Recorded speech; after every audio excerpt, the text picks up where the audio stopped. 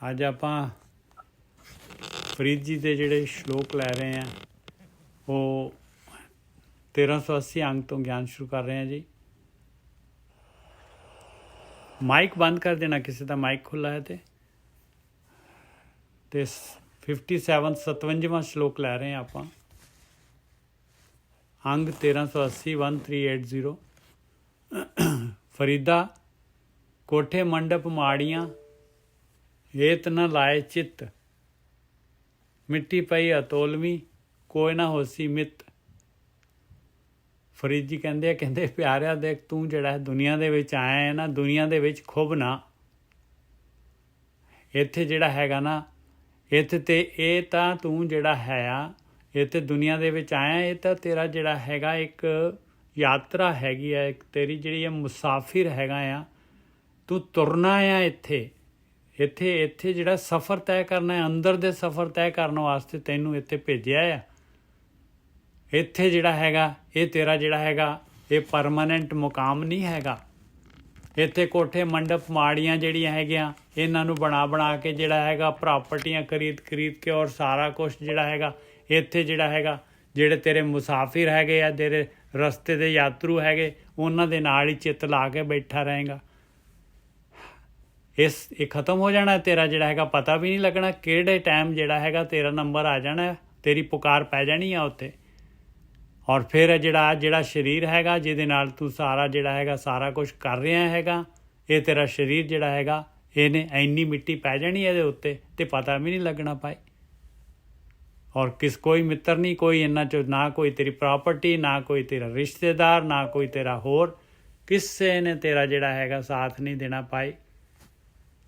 ਹਾਂਜੀ ਗੋਰਕੀ ਸਾਹਿਬ।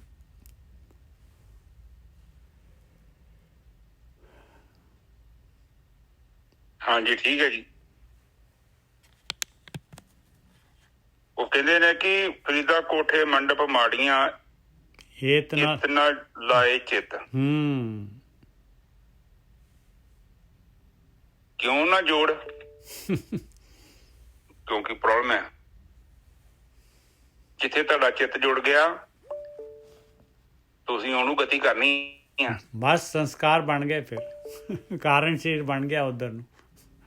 ਉਧਰ ਫਿਰ ਲੋਭ ਆ ਜਾਣਾ ਤੇ ਲੋਭ ਪਤਾ ਹੀ ਆ ਪਾਣੀ। ਤੁਸੀਂ ਪਾਣੀ ਦੇ ਵਿੱਚ ਜਿੰਨਾ ਮਰਜ਼ੀ ਪਾਣੀ ਪਾਈ ਜੋ ਨਿੱਜਾ ਸਾਹਿਬ ਮਨਾ ਕਰਦਾ ਨਾ। ਉਹ ਲੋਭ ਦਾ ਔਗਣ ਆ ਉਹ। ਕਿਉਂ ਜਦੋਂ ਵੀ ਆਪਾਂ ਉੱਥੇ ਇਕੱਠਾ ਕਰ ਲਿਆ, ਫਿਰ ਉਹਨੇ ਕਹਿਣਾ ਹੋਰ ਲਿਆ, ਉਹਨੇ ਕਹਿਣਾ ਹੋਰ ਲਿਆ, ਫਿਰ ਭਰੀ ਜਾਓ। ਫਿਰ ਸਾਰੀ ਜ਼ਿੰਦਗੀ ਤੁਹਾਡੀ ਉਸੇ ਚੱਕਰ 'ਚ ਲੰਘ ਜਾਣੀ ਆ। ਮਾਰਗ ਤੋਂ ਬੰਦਾ ਭਟਕ ਜਾਏਗਾ। ਕੋਈ ਵੀ ਚੀਜ਼ ਦੇਖੋ, ਇਹ ਚੀਜ਼ ਨੂੰ ਆਪ ਸਮਝੋ, ਜਦੋਂ ਆਪਾਂ ਕਿਸੇ ਮਰਿਆਦਾ ਦੇ ਵਿੱਚ ਜੀਵਨ ਬਤੀਤ ਕਰਦੇ ਹਾਂ, ਕੋਈ ਵੀ ਚੀਜ਼ ਨੁਕਸਾਨਦਾਇਕ ਨਹੀਂ ਆ। ਹੁਣ ਦੇਸੀ ਘਿਓ ਆ, ਤੁਸੀਂ ਆਪਣੇ ਜ਼ਰੂਰਤ ਅਨੁਸਾਰ ਖਾ ਲਓ, ਤੁਹਾਨੂੰ ਕੁਝ ਕਹਿੰਦਾ? ਕੋਈ ਵੀ ਚੀਜ਼ ਆ, ਹੁਣ ਤੁਸੀਂ ਸੌਣਾ ਵਾ, ਇੱਕ ਲਿਮਟ ਨਾਲ ਸੌਂ ਜਾਓ, ਕੋਈ ਪ੍ਰੋਬਲਮ ਨਹੀਂ ਆ। ਜਦੋਂ ਆਪਾਂ ਇੱਕ ਲਿਮਟ ਜਿਹੜੀ ਹੈਗੀ ਆ ਉਸ ਤੋਂ ਅੱਗੇ ਲੰਘ ਜਾਂਦੇ ਆ, ਫਿਰ ਉਹ ਦੋਸ਼ ਬਣ ਜਾਂਦਾ। ਕਾਮ ਆ, ਪ੍ਰਕਿਰਤੀ ਚੱਲਦੀ ਆ, ਉਹਦੇ ਅਨੁਸਾਰ ਚਲਾਈ ਜਾਓ, ਕੋਈ ਗੱਲ ਨਹੀਂ, ਤੇ ਕੋਈ ਪ੍ਰੋਬਲਮ ਥੋੜੀ ਗੀ। ਪਰ ਜਦੋਂ ਉਹ ਇੱਕ ਭੋਗ ਬਣ ਜਾਂਦਾ ਫਿਰ ਉਹ ਮਾੜੀ ਹੈ। ਕ੍ਰੋਧ ਵੀ ਮਾੜਾ ਹੈ। ਕ੍ਰੋਧ ਮਾੜਾ ਮੋਟਾ ਤੁਸੀਂ ਦਬਕਾ ਮਾਰੋ, ਆਪਣੇ ਪਰਿਵਾਰ 'ਚ ਸਿਸਟਮ ਨੂੰ ਬਣਾ ਕੇ ਰੱਖੋ। ਜੇ ਕੋਈ ਪਿਆਰ ਨਾਲ ਨਹੀਂ ਸਮਝਦਾ, ਮਾੜਾ ਜਿਹਾ ਆਪਾਂ ਨੂੰ ਥੋੜਾ ਜਿਹਾ ਗੁੱਸੇ ਨਾਲ ਵੀ ਕਹਿ ਸਕਦੇ ਹਾਂ, ਕੋਈ ਪ੍ਰੋਬਲਮ ਨਹੀਂ ਹੈ।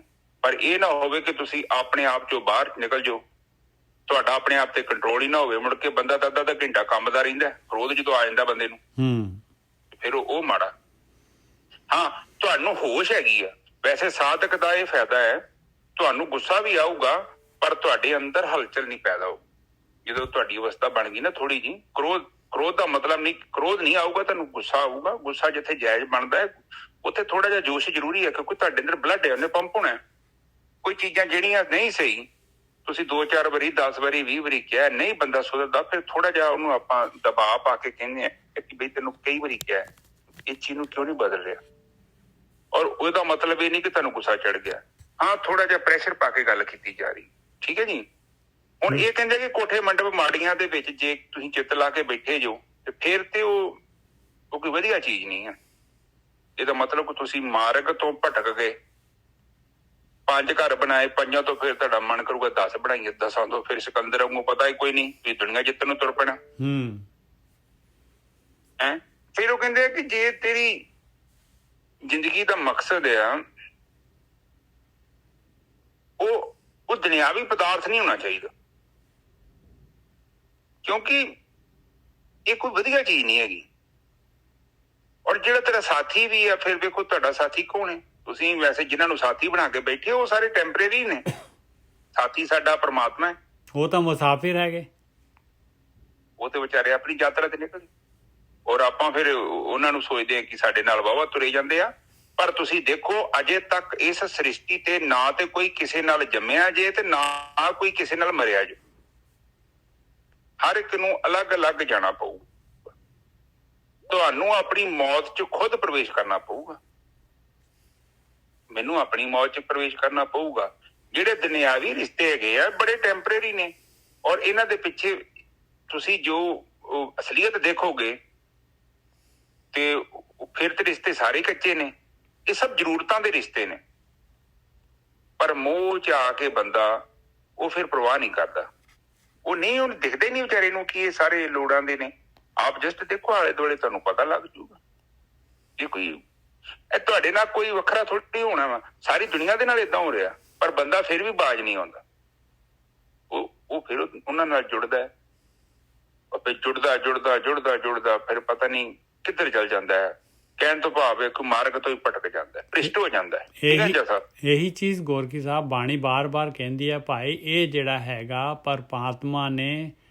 ਪਰਮਾਤਮਾ ਨੇ ਪਰਪਸਲੀ ਜਿਹੜਾ ਹੈਗਾ ਚੇਚਾ ਜਿਹੜਾ ਹੈਗਾ ਤੈਨੂੰ ਭਟਕਾਉਣ ਵਾਸਤੇ ਇਹ ਸਾਰਾ ਕੁਛ ਉਹਨੇ ਪਰਮਾਤਮਾ ਨੇ ਰਚਨਾ ਕੀਤੀ ਹੈ। ਇਹਦੀ ਤੇਰੇ ਘਰਵਾਲੀ ਦੀ ਪਰਿਵਾਰ ਦੀ ਸਾਰਾ ਜੋ ਤੇਰੀ ਪ੍ਰਾਪਰਟੀ ਸਾਰੀ ਚੀਜ਼ ਜਿਹੜੇ ਹੈਗੇ ਇਹਦੀ ਰਚਨਾ ਕੀਤੀ ਆ। ਇਹੀ ਗੇਮ ਹੈ ਮਾਲਕ ਪਰਮਾਤਮਾ ਦੀ। ਬਾਣੀ ਇਹਨੂੰ ਕਹਿੰਦੀ ਹੈ ਇਹ ਪਰਪੁਰਖ ਹੈਗਾ ਭਾਈ, ਪਰਪੁਰਖ ਦੇ ਨਾਲ ਕਿਤੇ ਜਾ ਕੇ ਤੂੰ ਮੈਨੂੰ ਨਾ ਭੁੱਲ ਜਾਈਂ। ਬਸ ਇਹ ਹੈਗਾ, ਇਹੀ ਖੇਡ ਹੈਗੀ ਆ। ਹੁਣ ਇਹਦੇ ਵਾਸਤੇ ਜਿਹੜਾ ਹੈਗਾ ਫਰੀਦ ਜੀ ਅੱਗੇ ਦੱਸ ਰਹੇ ਭਾਈ, ਇਹਦੇ 'ਚ ਕਹਿ ਰਹੇ ਕਿ ਭਾਈ ਬਈ ਇਹਨਾਂ ਦੇ ਨਾਲ ਚਿੱਤ ਨਾ ਲਗਾਈ, ਕੋਠੇ ਮੰਡਪ ਮਾੜੀਆਂ ਦੇ ਨਾਲ, ਸੰਸਾਰ ਦੇ ਨਾਲ, ਆਕਾਰ ਦੇ ਨਾਲ ਚਿੱਤ ਨਾ ਲਗਾਈ। ਅਤੇ ਕਿਉਂਕਿ ਤੂੰ ਜਿਹੜਾ ਹੈਗਾ ਇੱਥੇ ਤੇਰਾ ਸਫ਼ਰ ਮੁੱਕ ਜਾਣਾ, ਤੇਰੀ ਜਿਹੜੀ ਹੈਗੀ ਇੱਥੇ ਹਮੇਸ਼ਾ ਨਹੀਂ ਰਹਿਣ ਵਾਲਾ। ਤੂੰ ਇਹ ਸਾਰੀਆਂ ਚੀਜ਼ਾਂ ਤੂੰ ਜੋ ਕੁਛ ਵੀ ਹੈਗਾ ਛੱਡ ਕੇ ਤੁਰਨਾ ਪਊਗਾ ਤੈਨੂੰ। ਅਤੇ ਮਹਾਰਾਜ ਜੀ ਫਿਰ ਮੈਂ ਚਿੱਤ ਕਿਹਦੇ ਨਾਲ ਲਗਾਵਾਂ।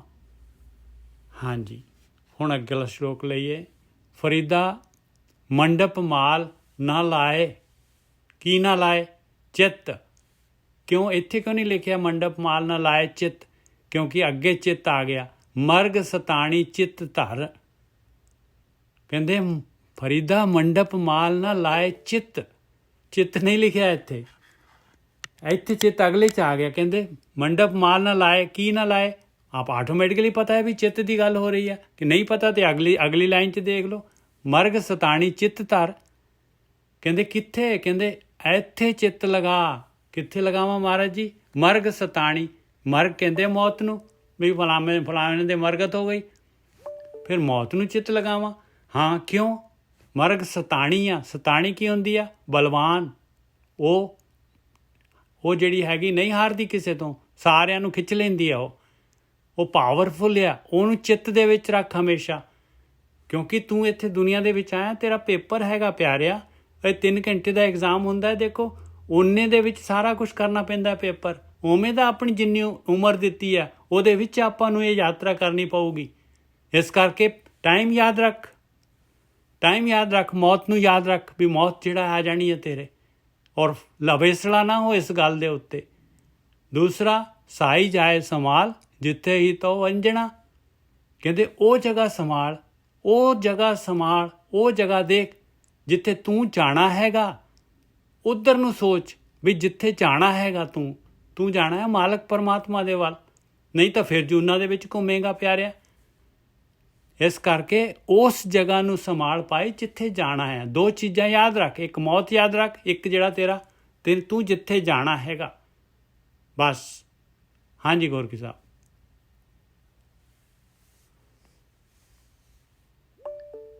ਹਾਂਜੀ ਠੀਕ ਹੈ ਜੀ। ਉਹ ਕਹਿੰਦੇ ਆ ਕਿ ਫਰੀਦਾ ਮੰਡਪ ਮਾਲ ਨਾ ਲਾਏ ਮਰਗਤ ਸਤਾਨੀ ਚਿੱਤ। ਚਿੱਤ ਧਰ, ਚਿੱਤ ਦੇ ਵਿੱਚ ਰੱਖ ਮੌਤ ਨੂੰ, ਪਾਵਰਫੁਲ ਮੌਤ ਨੂੰ। ਹਾਂ, ਮੌਤ ਨਹੀਂ ਕਿਹਨੂੰ ਯਾਦ। ਇੱਥੋਂ ਤਾਂ ਗੇਮ ਬਣਨੀ ਹੈ, ਇੱਥੋਂ ਹੀ ਬਣਨੀ ਹੈ ਗੇਮ। ਜਦੋਂ ਪਤਾ ਹੈ ਹੱਥ ਵੇਖੋ, ਤੁਹਾਡੇ ਪੈਰ ਵੇਖੋ, ਤੁਹਾਡਾ ਸਰੀਰ ਵੇਖੋ, ਇੱਕ ਦਿਨ ਨਸ਼ਟ ਹੋ ਜਾਣਾ ਵਿਚਾਰੇ ਨੇ। ਹਾਂ, ਤੇ ਜਦੋਂ ਪਤਾ ਨਸ਼ਟ ਹੋ ਜਾਣਾ ਤਾਂ ਫਿਰ ਬੰਦੇ ਨੂੰ ਪਤਾ ਹੈ ਕਿ ਨਹੀਂ ਯਾਰ, ਬਾਣੀ ਕਹਿੰਦੀ ਐਸਾ ਕਰਮ ਮੂਲ ਨਾ ਕੀਜੀਏ ਜੇ ਤੁਹਾਨੂੰ ਤਾਂ ਪਛਤਾਈ ਹੈ ਬਈ, ਜਿਹੜਾ ਕੰਮ ਕਰਨ ਆਏ ਆ ਇਹਦੇ ਤੋਂ ਜਿਹੜਾ ਕੰਮ ਲੈਣਾ ਹੈ ਉਹ ਲਵਾਂ ਨਾ ਮੈਂ। ਬਸ ਆਹੀ ਚੀਜ਼ ਹੈ, ਦੋ ਹੀ ਗੱਲਾਂ ਕਹਿ ਰਹੇ ਹੋ। ਠੀਕ ਹੈ, ਬੰਦਾ ਭਟਕ ਕੇ ਦੇਖਦਾ ਹੀ ਹੈ। ਵੈਸੇ ਮੱਛੀ ਪੱਥਰ ਚੱਟ ਕੇ ਵਾਪਸ ਆ ਜਾਂਦੀ ਹੈ, ਪਰ ਇਹਦਾ ਮਤਲਬ ਨਹੀਂ ਬਾਰ ਬਾਰ ਹੀ ਉਹ ਪੱਥਰ ਨੂੰ ਚੱਟੀਏ, ਬਾਰ ਬਾਰ ਹੀ ਉੱਧਰ ਤੁਰੇ ਜਾਈਏ। ਠੀਕ ਹੈ, ਕੋਈ ਚੀਜ਼ਾਂ ਜਿਹੜੀਆਂ ਵਾ ਤੁਹਾਨੂੰ ਭੋਗਣੀਆਂ ਪੈਣੀਆਂ, ਜਦ ਤੱਕ ਤੁਸੀਂ ਭੋਗੋਗੇ ਨਹੀਂ ਤੁਹਾਡੇ ਮਨ ਨੇ ਉਹਨਾਂ ਦਾ ਤਿਆਗ ਨਹੀਂ ਕਰਨਾ। ਪਰ ਇਹਦਾ ਮਤਲਬ ਥੋੜੀ ਕਿ ਸਾਰਾ ਜੀਵਨ ਹੀ ਉੱਧਰ ਕੱਢ ਦਈਏ। ਵੈਸੇ ਤੇ ਤੁਸੀਂ ਓਦਾਂ ਹੀ ਵਾਪਸ ਆ ਜਾਓ। ਜੇ ਕੋਈ ਮੱਛੀ ਪੱਥਰ ਚੱਟ ਕੇ ਵਾਪਸ ਆ ਰਹੀ ਹੈ ਤੇ ਉਹਨੂੰ ਵੇਖ ਕੇ ਤੁਸੀਂ ਕਹਿ ਸਕਦੇ ਯਾਰ ਮੈਂ ਵੀ ਵਾਪਸ ਚੱਲਾਂ, ਪਰ ਬਹੁਤ ਔਖਾ, ਬਹੁਤ ਔਖਾ। ਕਈ ਚੀਜ਼ਾਂ ਜਿਹੜੀਆਂ ਹੁੰਦੀਆਂ ਨੇ, ਕਈ ਤੇ ਇੱਕ ਬੰਦੇ ਨੇ ਗਲਤੀ ਕੀਤੀ, ਆਪਾਂ ਵੇਖ ਕੇ ਉਸ ਗਲਤੀ ਤੋਂ ਸਿੱਖ ਲਿਆ, ਪਰ ਏਦਾਂ ਬਹੁਤ ਘੱਟ ਹੁੰਦਾ। ਅਕਸਰ ਅਸੀਂ ਜ਼ਿਆਦਾਤਰ ਚੀਜ਼ਾਂ ਖੁਦ ਗਲਤੀ ਕਰਕੇ ਹੀ ਸਿੱਖਦੇ ਹਾਂ। ਇਨਸਾਨ ਦੀ ਫਿਤਰਤ ਹੁੰਦੀ ਹੈ। ਪਰ ਇੱਥੇ ਆਪਾਂ ਇਹ ਚੀਜ਼ ਨੂੰ ਸਮਝੀਏ ਕਿ ਜਦੋਂ ਮੌਤ ਸਾਨੂੰ ਥੋੜੀ ਜਿਹੀ ਯਾਦ ਹੈ, ਥੋੜੀ ਜਿਹੀ ਜ਼ਿਆਦਾ ਨਹੀਂ, ਮਾੜੀ ਜਿਹੀ ਯਾਦ, ਤੇ ਆਟੋਮੈਟਿਕਲੀ ਤੁਹਾਡੇ ਜੀਵਨ 'ਚ ਉਚਾਈ ਆ ਜਾਣੀ ਹੈ। ਤੇ ਜਿਹਨੂੰ ਮੌਤ ਭੁੱਲ ਗਈ ਆ ਉਹ ਵੇਖ ਲਓ, ਉਹਨੂੰ ਉਹਦੇ ਜੀਵਨ 'ਚ ਗਿਰਾਵਟ ਆਊਗੀ। ਅੱਜ ਜੋ ਹੋਇਆ, ਅੱਜ ਦੇ ਦਿਨ ਵੇਖੋ, ਲੋਕਾਂ ਨੇ ਸੋਚਿਆ ਹੀ ਨਹੀਂ ਸੀ ਏਦਾਂ ਹੋਣਾ। ਦੇਖੋ ਇਨਸਾਨ ਦਾ ਸੁਭਾਅ ਕੀ ਹੋਇਆ, ਪ੍ਰਕਿਰਤੀ ਕੀ ਰੱਖ ਕੇ ਬੈਠੀ ਹੈ, ਕਿਸੇ ਨੂੰ ਪਤਾ ਹੈ? ਬਾਣੀ ਕਹਿੰਦੀ ਆ ਭਿਖਾਰੀ ਤੇ ਰਾਜ ਕਰਾਵੇ, ਰਾਜਾ ਬਣੇ ਭਿਖਾਰੀ। ਰਾਜਾ ਤੇ ਭਿਖਾਰੀ। ਹਾਂ, ਰਾਜੇ ਨੂੰ ਭਿਖਾਰੀ ਬਣਾ ਦਿੰਦੀ ਹੈ। ਉਹ ਬੰਦੇ ਜਿਹੜੇ ਵੇਖੋ ਉਹਨਾਂ ਦੇ ਪਿੱਛੇ ਅੱਗੇ ਪਿੱਛੇ ਸ਼ਕਤੀ ਘੁੰਮ ਰਹੀ ਸੀ, ਕਿੰਨੀ ਦੁਨੀਆ ਸੀ। ਅੱਜ ਉਹ ਬੰਦਿਆਂ ਦੇ ਕੋਲੋਂ ਵੇਖੋ ਲੋਕਾਂ ਨੇ ਹੱਥ ਨਹੀਂ ਮਿਲਾਉਣੇ ਉਹਨਾਂ ਨੂੰ ਮਿਲਣ ਵਾਸਤੇ ਲੋਕੀ ਬਾਹਰ ਭੀੜਾਂ ਦੀ ਭੀੜ ਖਲੋਤੀ ਹੁੰਦੀ ਸੀ, ਪਰ ਉਹਨਾਂ ਨੂੰ ਵਿਚਾਰੇ ਨੂੰ ਪਤਾ ਹੀ ਨਹੀਂ ਸੀ। ਉਹ ਸੋਚਦੇ ਕਿ ਸਾਡੇ 'ਚ ਸ਼ਕਤੀ ਆ, ਪਰ ਉਹਨਾਂ ਨੂੰ ਪਤਾ ਹੀ ਨਹੀਂ ਤੁਹਾਡੇ ਕੋਈ ਸ਼ਕਤੀ ਤੇ ਹੈ ਕੋਈ ਨਹੀਂ ਆ। ਉਹ ਤੇ ਸ਼ਕਤੀ ਤੇ ਬੈਠੇ ਸੀ ਤੁਸੀਂ, ਉਹਦੇ ਕਰਕੇ ਸਲੂਟ ਵੱਜ ਜਾਂਦੇ ਆ। ਇਸੇ ਕਰਕੇ ਅਸੀਂ ਵੀ ਕੁਝ ਹੈਗਾ ਹੈ ਤੇ ਤਾਂ ਸਾਨੂੰ ਸਲੂਟ ਵੱਜ ਜਾਂਦੇ ਆ। ਤੇ ਜਦੋਂ ਅਸੀਂ ਥੋੜੇ ਵੱਖ ਹੋ ਜਾਂਦੇ ਆ, ਸਾਡੇ ਵੀ ਸਲੂਟ ਜਿਹੜੇ ਗੁੰਮ ਹੋ ਜਾਣੇ ਆ। ਇੱਥੇ ਸਾਰੇ ਜਿਹੜੇ ਇਕੱਠੇ ਹੋਏ ਨੇ, ਜਿਹੜੀਆਂ ਮੱਖੀਆਂ ਤੁਹਾਡੇ ਲਾਗੇ ਦਿਖਦੀਆਂ ਨੇ, ਸਭ ਸਲੂਟ ਉਸੇ ਕਰਕੇ ਵੱਜ ਰਹੇ ਨੇ। ਤੁਹਾਡੇ ਪੱਲੇ ਆ ਕੁਝ, ਤੁਹਾਡੇ ਕੁਝ ਚਾਹੀਦਾ ਨਾ, ਤਦ ਤੱਕ ਉਹ ਤੁਹਾਡੀ ਜੈ ਜੈਕਾਰ ਆ। ਤੇ ਉਹ ਜਦੋਂ ਤੁਸੀਂ ਉਹਨਾਂ ਦਾ ਥੋੜਾ ਜਿਹਾ ਬੋਝ ਬਣ ਗਏ ਤੇ ਸੰਸਾਰ ਨੇ ਆਪਣਾ ਰੂਪ ਦਿਖਾ ਦੇਣਾ। 2 ਮਿੰਟ ਲੱਗੂਗਾ, ਘਰਦਿਆਂ ਨੇ 9 ਤੋਂ 11 ਹੋ ਜਾਣਾ। ਤੁਸੀਂ 5-6 ਦਿਨ ਖੰਘ ਕੇ ਵੇਖੋ ਤੇ ਤੁਹਾਡੇ ਘਰ ਵਾਲਿਆਂ ਦੀ ਸ਼ਕਲਾਂ ਵੇਖ ਲਿਓ। ਉਹਨਾਂ ਨੇ ਕਹਿਣਾ ਭਰਾ ਖੰਘ ਹੀ ਜਾਣਦੇ ਆ, ਸਾਨੂੰ ਤੇ ਰਮਾਨਾ ਸੌਣ ਦੇ, ਇਹਦਾ ਕੋਈ ਵੱਖਰਾ ਕਮਰਾ ਕਰੋ, ਉਹਨੂੰ ਭੇਜੋ ਪਰੇ ਦੂਰ ਜਿੱਥੋਂ ਖੰਘ ਦੀ ਆਵਾਜ਼ ਨਾ ਸੁਣਾਈ ਦੇਵੇ। ਤੁਸੀਂ 2 ਕੁ ਦਿਨ ਵੇਖੋ ਆਪਣੇ ਜੀਵਨ ਨੂੰ। ਤੁਹਾਨੂੰ ਕਿਸੇ ਨੂੰ ਕਹੋ ਕਿ ਘਰਦਿਆਂ ਨੂੰ ਕਹੋ ਕਿ ਯਾਰ ਮੇਰੀ ਲੱਤਾਂ ਘੁੱਟ ਦੋ, ਕਹੋ, ਕਹਿ ਕੇ ਵੇਖੋ ਕਿਸੇ ਨੂੰ। ਉਹਨੂੰ ਕਹੋ ਕਿ ਯਾਰ ਮੈਂ ਥੱਕਿਆ ਬੜਾ, ਮੇਰੀ ਲੱਤਾਂ ਘੁੱਟੋ। ਉਹਨਾਂ ਕਹਿਣਾ ਕਿਹੜੀਆਂ ਲੱਤਾਂ? 15 ਮਿੰਟ ਲੱਤਾਂ ਤੇਰੀਆਂ ਘੁੱਟੀਏ। ਪਰ ਫਿਰ ਉਹਨਾਂ ਨੂੰ ਦੱਸੋ ਕਿ ਮੈਂ ਤੇ 25, 40, 50 ਸਾਲ ਯਾਰ ਉੱਥੇ 10, 12 ਘੰਟੇ ਕੰਮ ਕਰ ਕਰਕੇ ਸਾਰੇ ਪੈਸੇ ਕਮਾ ਕੇ ਇੱਥੇ ਲਿਆਂਦੇ। ਮੈਂ ਤੇ ਨਹੀਂ ਕਿਹਾ ਕਿ ਮੈਂ ਇੰਨੇ ਸਾਲ ਕੰਮ ਕੀਤਾ। ਉਹ ਤੁਸੀਂ 10 ਮਿੰਟ ਮੇਰੀਆਂ ਲੱਤਾਂ ਵੀ ਨਹੀਂ ਘੁੱਟ ਸਕਦੇ। ਘੁੱਟ ਕੇ ਵੇਖੋ, ਕਹਿ ਕੇ ਵੇਖੋ। ਇਹ ਸੰਸਾਰ ਹੈ। ਬਾਣੀ ਫਿਰ ਝੂਠੀ ਹੋ ਜਾਂਦੀ ਆ ਜੇ ਇਹ ਸਭ ਕਦਰ ਕਰਨਾ। ਜਹਾਂ ਮਾਤ ਪਿਤਾ ਸੁਤ ਬਿੰਤ ਕੋਈ ਨਾ ਕਿਸੇ ਕਾ ਧਰਿਆ, ਇੱਥੇ ਕੋਈ ਕਿਸੇ ਦਾ ਨਹੀਂ ਹੈਗਾ। ਇਹਦਾ ਮਤਲਬ ਨਹੀਂ ਕਿ ਆਪਾਂ ਡਿਊਟੀਆਂ ਤੋਂ ਭੱਜ ਜਾਣਾ। ਇਹਦਾ ਮਤਲਬ ਕਿ ਇੰਨਾ ਵਾ ਕਿ ਕੋਈ ਏਦਾਂ ਦਾ ਕੰਮ ਨਾ ਕਰੀਏ, ਕਿਉਂਕਿ ਇਹ ਸਭ ਸੰਸਾਰ ਦੇ ਵਿੱਚ ਜੀਵ ਨੇ ਆਪਣੀ ਯਾਤਰਾ ਕਰ ਰਹੇ ਨੇ। ਠੀਕ ਹੈ, ਸੰਜੋਗੀ ਆਪਾਂ ਇੱਕ ਸਟੇਸ਼ਨ ਤੇ ਮਿਲੇ ਆ, ਇਹਨਾਂ ਨੇ ਆਪਣੀ ਯਾਤਰਾ ਕਰਨੀ ਆ, ਆਪਾਂ ਆਪਣੀ ਕਰਨੀ ਆ। ਫਿਰ ਏਦਾਂ ਦੀ ਯਾਤਰਾ ਜਦੋਂ ਆਪਾਂ ਇੱਥੇ ਨਿਕਲੇ ਆ ਤੇ ਕੋਈ ਗੜਬੜ ਨਾ ਕਰੀਏ, ਕੋਈ ਪ੍ਰੋਬਲਮ ਨਾ ਹੋ ਜਾਏ ਸਾਨੂੰ। ਸੋ ਇਹ ਜਿਹੜਾ ਫੈਸਲਾ ਹੈ ਨਾ ਸਾਧ ਸੰਗਤ ਜੀ, ਆਪਾਂ ਖੁਦ ਕਰਨਾ ਹੈ। ਇਹ ਸਾਨੂੰ ਬਾਣੀ ਇਹੋ ਸਮਝਾ ਰਹੀ ਹੈ ਕਿ ਤੂੰ ਇਹ ਨਾ ਹੋਵੇ ਕਿ ਤੂੰ ਠੇਕਾ ਲੈ ਲਈ ਬੱਚਿਆਂ ਦਾ, ਫਿਰ ਉਹਨਾਂ ਦੇ ਗਾਂ ਬੱਚੇ, ਫਿਰ ਉਹਨਾਂ ਦੇ ਵੀ ਗਾਂ ਬੱਚੇ, ਫਿਰ ਉਹਨਾਂ ਦੇ ਵੀ ਗਾਂ ਬੱਚੇ। 5-6 ਪੀੜ੍ਹੀਆਂ ਦਾ ਬੰਦਾ ਅਰੇਂਜਮੈਂਟ ਕਰਕੇ ਬੈਠਾ ਹੁੰਦਾ। ਬੰਦਾ ਫਿਰ ਤੁਹਾਨੂੰ ਪਤਾ ਹੀ ਬੰਦਾ ਤੇ ਏਦਾਂ ਹੀ ਕਰਦਾ। ਫਿਰ ਨਾਮ ਨੂੰ ਜਿੰਦਾ ਰੱਖਣ ਦੇ ਲਈ ਦਰਬਾਰ ਸਾਹਿਬ ਸਾਰਾ ਕਾਲਾ ਕੀਤਾ ਲੋਕਾਂ ਨੇ, ਉੱਥੇ ਨਾਂ ਲਿਖੇ ਨੇ। ਉਹ ਮੈਨੂੰ ਇਹ ਨਹੀਂ ਸਮਝ ਆਉਂਦੀ ਨਾਂ ਦਾ ਮਤਲਬ ਕੀ ਆ। ਦੱਸੋ ਜਦ ਬੰਦਾ ਹੀ ਤੁਰ ਗਿਆ ਤੇ ਨਾਂ ਨੇ ਕੀ ਕਰਨਾ ਹੈ? ਦੱਸੋ ਕੀ ਬੇਵਕੂਫੀਆਂ। ਐਡਾ ਸੋਹਣਾ ਪੱਥਰ ਡੰਡ ਲਾਈ ਪਈ, ਉਹ ਗੋਰੇ ਵੇਂਦੇ ਹੋਣੇ ਤੇ ਕਹਿਣਗੇ ਸ਼ਦਾਈਆਂ ਦਾ ਟੋਲਾ ਹੈਗਾ, ਇਹ ਕੀ ਕੀਤਾ ਇਹਨਾਂ ਨੇ। ਉੱਥੇ 15-20 ਹਜ਼ਾਰ ਦਾ ਪੱਥਰ ਆ, ਮੇਰੇ ਕੋਲ 1000 ਰੁਪਇਆ ਸੇਵਾ ਦੇ ਕੇ ਤੇ ਉੱਥੇ ਉਹ 20 ਪੱਥਰ ਦੇ ਉੱਤੇ ਲਿਖਾ ਦਿੰਦਾ, ਉਹ ਪੱਥਰ ਕਾਲਾ। ਦੇਖੋ ਕਿੰਨੀ ਕਿਸਿਆਣ। ਇੱਕ ਸਮਾਂ ਆਊਗਾ, ਮੈਨੂੰ ਤਾਂ ਲੱਗਦਾ ਹੀ ਨਹੀਂ ਦਰਬਾਰ ਸਾਹਿਬ 'ਚ ਪੱਥਰ ਬਚਣਾ ਜਿੱਥੇ ਲਿਖਣਗੇ। ਹੁਣ ਪਤਾ ਨਹੀਂ ਲਿਖਦੇ ਕਿ ਨਹੀਂ ਲਿਖਦੇ। ਕਈ ਵਾਰ ਮੈਂ ਇੱਥੇ ਵੇਖਿਆ ਕਿ ਬਜ਼ੁਰਗ ਜੇ ਬੈਠੇ ਹੁੰਦੇ, ਉਹ ਪੱਥਰ ਤੇ ਨਾਲ ਫਿਰ ਚੇਚਾ ਲੈ ਕੇ ਜਾਣਗੇ, ਮੱਥਾ ਟੇਕਣ ਘੱਟ ਜਾਣਗੇ, ਪਹਿਲਾਂ ਦਿਖਾਣਗੇ ਆ ਵੇਖੋ ਸਾਡੇ ਦਾਦੇ ਦਾ ਨਾਂ ਲਿਖਿਆ। ਦੇਖੋ ਕੀ ਮਤਲਬ ਹੈ, ਉਹ ਦਾਦੇ ਦਾ ਨਾਂ ਲਿਖਿਆ ਤੇ ਫਿਰ ਇਹ 'ਚ ਕੀ ਤੇਰੀ ਕੀ ਪ੍ਰਾਪਤੀ ਹੈ? ਦੱਸ ਮੈਨੂੰ। ਦਾਦੇ ਨੇ ਬੜਾ ਵਧੀਆ ਕੰਮ ਕੀਤਾ ਤੇ ਪੱਥਰ ਖਰਾਬ ਕਰ ਗਿਆ, ਪਰ ਲੋਕੀ ਤਾਂ ਕਰਦੇ ਨੇ। ਸੋ ਇੱਥੇ ਸਾਧ ਸੰਗਤ ਜੀ ਇਹ ਚੀਜ਼ ਨੂੰ ਆਪਾਂ ਸਮਝ ਗਏ, ਜੇ ਕੋਈ ਚੰਗੀ ਚੀਜ਼ ਹੈਗੀ ਆ ਤਾਂ ਉਹ ਤੁਹਾਡਾ ਜੀਵਨ ਹੈ, ਉਹ ਜੀਵਨ ਨੂੰ ਜਿਉਣਾ ਹੈ। ਤੇ ਪ੍ਰਕਿਰਤੀ ਨੂੰ ਪਤਾ ਹੈ ਤੁਹਾਡਾ ਪੱਥਰ ਆਪਣੇ ਆਪ ਹੀ ਪ੍ਰਕਿਰਤੀ ਤੇ ਲਿਖਿਆ ਜਾਣਾ, ਉੱਥੇ ਲਿਖਣ ਦਾ ਫਾਇਦਾ ਹੈ। ਇਹ ਜਿਹੜੇ ਸੰਸਾਰੀ ਪੱਥਰ ਹੈ ਇਹਨਾਂ ਤੇ ਲਿਖਣ ਦੇ ਨਾਲ ਤੇ ਕੀ ਹੋਊਗਾ? ਇਹ ਤੇ ਕੋਈ ਵੀ ਬੰਦਾ ਪੈਸੇ ਦੇ ਕੇ ਲਿਖਾ ਸਕਦਾ ਹੈ।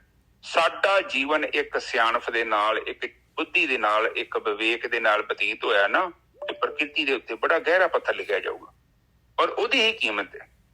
ਹੋਰ ਬਾਕੀ ਆ ਸੰਸਾਰ ਦਾ ਜਿਹੜੀਆਂ ਤਾਰੀਫਾਂ ਨੇ, ਗੱਲਾਂ ਬਾਤਾਂ ਨੇ, ਉਹ ਕੱਲ ਵੀ ਵੇਖਿਆ ਮਨਾ ਕਰਦੇ ਆ। ਉਹ ਕਹਿੰਦੇ ਨਹੀਂ ਇਹ ਕੰਮ ਏਡਾ ਵਧੀਆ ਨਹੀਂ ਹੈਗਾ, ਕਿਉਂਕਿ ਤੂੰ ਬਾਹਰ ਦਾ ਸਭ ਕੁਛ ਹੈ, ਅਸਲ ਦੇ ਵਿੱਚ ਤੇਰੀ ਅੰਦਰ ਦੀ ਸਥਿਤੀ ਕੀ ਹੈ, ਅੰਦਰੋਂ ਤੂੰ ਕਿੱਦਾਂ ਦਾ। ਹਾਂਜੀ ਨਿੱਜਰ ਸਾਹਿਬ, ਬਿਲਕੁਲ ਠੀਕ ਹੈ ਜੀ। ਔਰ ਜਿਹੜੀ ਗੁਰਬਾਣੀ ਹੈਗੀ ਨਾ, ਇਹ ਜਿਹੜੇ ਸ਼ਲੋਕ ਹੈਗੇ, ਇਹ ਇੱਕ ਦੇ ਨਾਲ ਦੂਸਰਾ, ਦੂਸਰੇ ਦੇ ਨਾਲ ਤੀਸਰਾ, ਇਹ ਜਿਹੜੀ ਲਗਾਤਾਰ ਜਿਹੜਾ ਹੈਗਾ ਗਿਆਨ ਦੇ ਰਹੇ ਆ।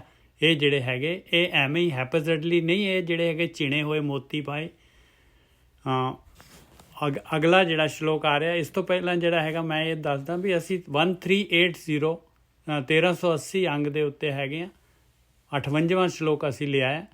57ਵੇਂ ਦੇ ਵਿੱਚ ਮਹਾਰਾਜ ਨੇ ਦੱਸਿਆ ਸੀ ਬਈ ਦੇਖ ਤੂੰ ਜਿਹੜਾ ਹੈਗਾ ਇਹ ਦੁਨੀਆ ਜਿਹੜੀ ਪ੍ਰਾਪਰਟੀ, ਧਨ ਦੌਲਤ ਜੋ ਵੀ ਹੈ, ਜਿਹੜੇ ਵੀ ਤੇਰੇ ਮਿੱਤਰ ਸੱਜਣ ਜੋ ਵੀ ਤੇਰੇ ਨਾਲ ਹੈਗੇ, ਇਹ ਮੁਸਾਫਿਰਾਂ ਦੇ ਨਾਲ ਚਿੱਤ ਨਾ ਲਗਾਈ।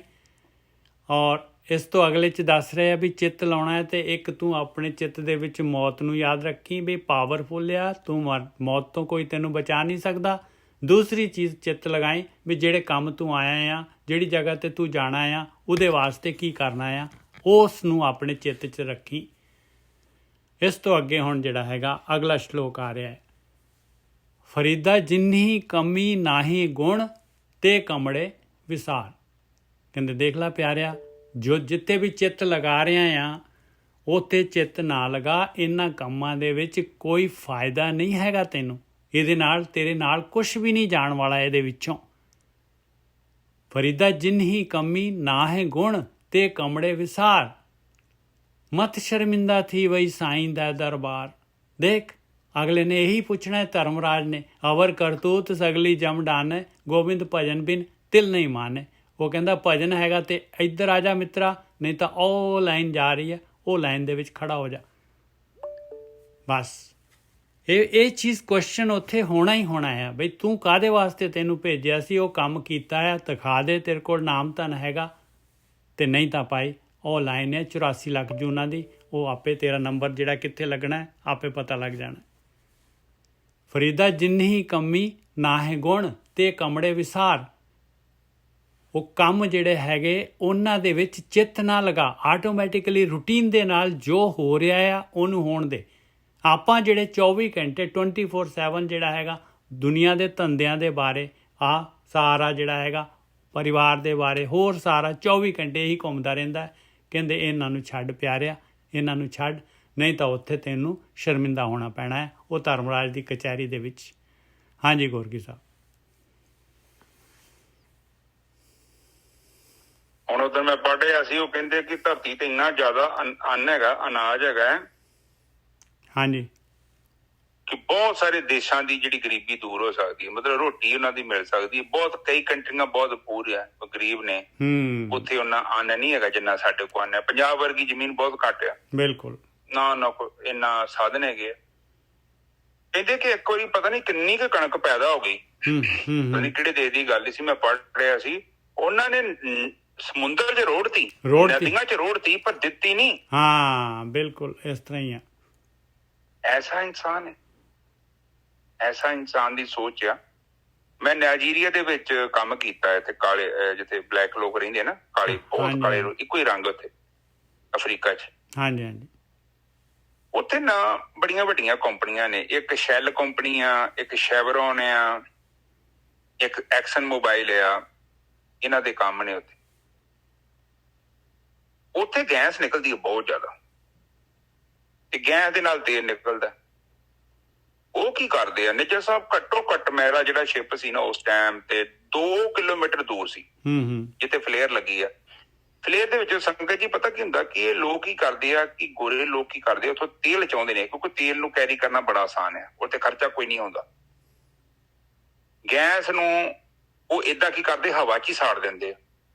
50% ਗੈਸ ਆਉਂਦੀ ਆ, 50% ਤੇਲ ਆ।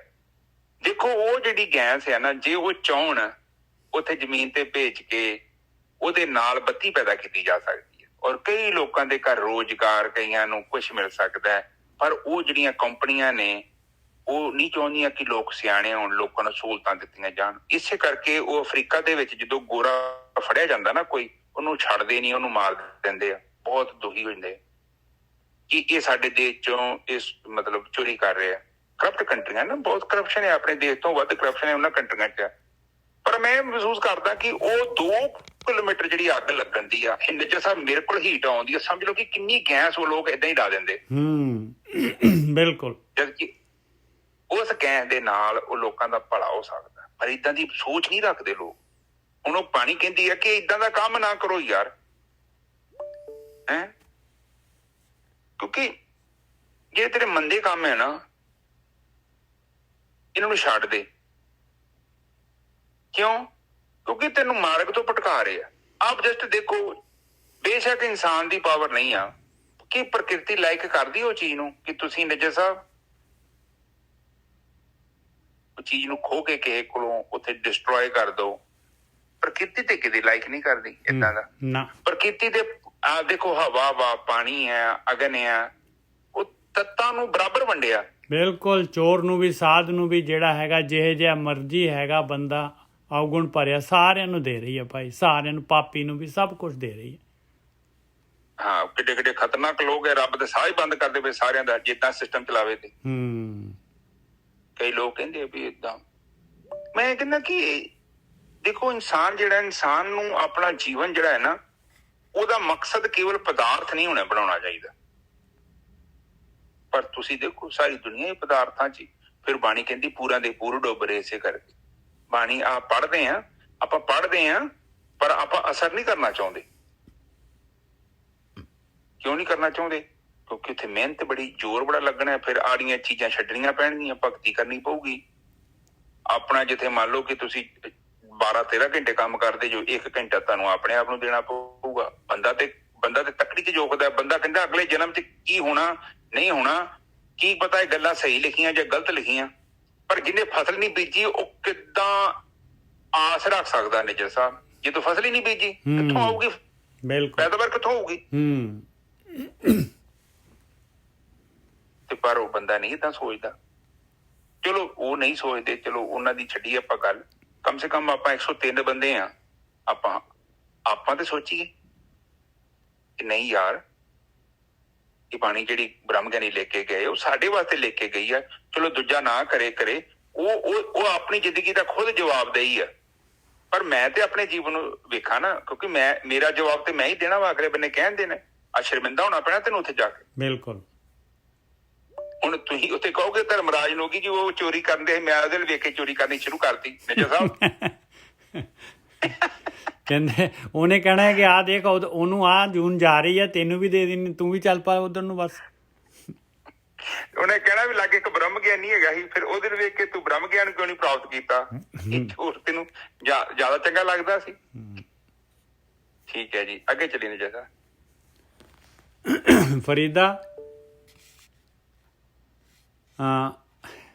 ਸਾਹਿਬ ਦੀ ਕਰ ਚਾਕਰੀ, ਦਿਲ ਦੀ ਲਾਹੇ ਪਰਾਂਦ। ਦੇਖੋ ਆਹ ਕਹਿ ਰਹੇ ਕਰਨ ਵਾਸਤੇ, ਇੱਥੇ ਸਵਾਸ ਲਗਾ। ਸਾਹਿਬ ਦੀ ਕਰ ਚਾਕਰੀ, ਉਹ ਮਾਲਕ ਪਰਮਾਤਮਾ ਜਿਹੜਾ ਹੈਗਾ ਉਹਦੀ ਬੰਦਗੀ ਕਰ ਭਾਈ। ਜੋ ਮਾਲਕ ਕਹਿੰਦਾ ਹੈ ਉਹ ਕੰਮ ਕਰ। ਜਿਹੜਾ ਤੇਰਾ ਮਾਲਕ ਹੈ, ਤੇਰਾ ਖਸਮ ਹੈਗਾ, ਜਿਹਨੇ ਤੈਨੂੰ ਭੇਜਿਆ ਹੈ, ਜਿਹਨੇ ਤੈਨੂੰ ਸਾਰਾ ਸਰੀਰ ਦਿੱਤਾ ਹੈ, ਸਾਰਾ ਕੁਝ ਦੇ ਕੇ ਔਰ ਦੇ ਰਿਹਾ ਹੈ ਤੈਨੂੰ ਖਰਚਾ ਪਾਣੀ, ਸਾਰੀ ਉਮਰ ਦਾ ਖਰਚਾ ਪਾਣੀ ਮਾਲਕ ਦੇਈ ਜਾ ਰਿਹਾ ਹੈ। ਫਿਰ ਆਪਾਂ ਉਹਦਾ ਕੰਮ ਨਹੀਂ ਕਰਦੇ। ਦੇਖੋ ਕਿੰਨੇ ਜਿਹੜੇ ਹੈਗੇ ਆਪਾਂ ਜਿਹੜੇ ਹੈਗੇ ਕੀ ਕਹਿ ਸਕਦੇ ਹਾਂ, ਹਰਾਮਖੋਰ। ਫਰੀਦਾ ਸਾਹਿਬ ਦੀ ਕਰ ਚਾਕਰੀ, ਦਿਲ ਦੀ ਲਾਹੇ ਭਰਾਂਦ। ਕਹਿੰਦੇ ਦਿਲ ਤੋਂ ਜਿਹੜਾ ਹੈਗਾ ਭਰਮ ਭਟਕਣਾ ਸਹਿਮ ਜਿਹੜਾ ਦੂਰ ਕਰ ਲਾ ਪਿਆਰਿਆ। ਸੱਚਾਈ ਹੈਗੀ ਏ, ਇਹ ਸੱਚਾਈ ਹੈਗੀ, ਤੇਰੇ ਨਾਲ ਵਰਤਣਾ ਹੈਗਾ। ਦੇਖ ਆਹ ਸੱਚ ਹੈਗਾ ਜਿਹੜਾ ਤੈਨੂੰ ਦਿਖ ਰਿਹਾ, ਜਿੱਤੇ ਤੂੰ ਜਿਹਦੇ ਨਾਲ ਜੁੜਿਆ ਹੋਇਆ, ਇਹ ਸੱਚ ਨਹੀਂ ਹੈਗਾ।